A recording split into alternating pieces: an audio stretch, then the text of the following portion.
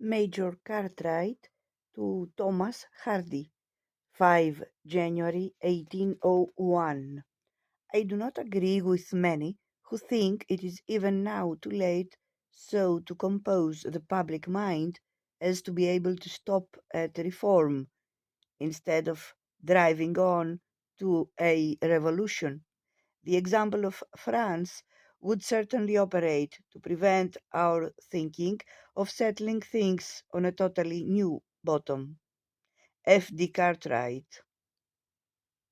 In the London Hampden Club, he had been forced to put his own belief in manhood suffrage and annual parliaments into the background, and to compromise with the demand for a ratepayer suffrage.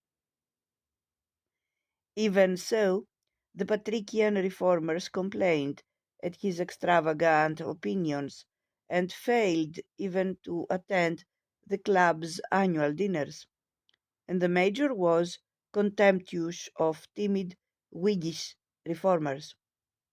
He believed still in the agitation among members unlimited. He was more interested in the principles of the men with whom he worked than in their income or occupation. In this he showed courage.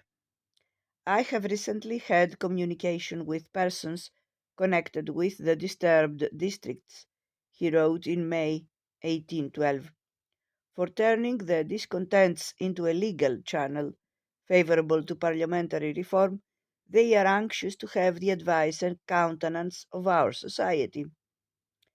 As early as January 1812, he had visited Derby and Leicester, and had attempted to hold a public reform meeting in Nottingham at the height of the Luddite outbreaks. He had expostulated in open letters in the Nottingham Review at the timidity of those gentlemen reformers who had failed to give him support.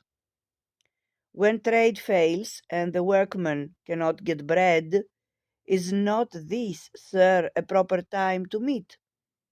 When John Knight and the 38 were imprisoned in Manchester in the summer of 1812, Cartwright wrote immediately to offer encouragement and to give assistance in the defense. In the autumn, he decided to enter the disturbed districts again. In his tour of 1812, he held meetings at Leicester, Loughborough,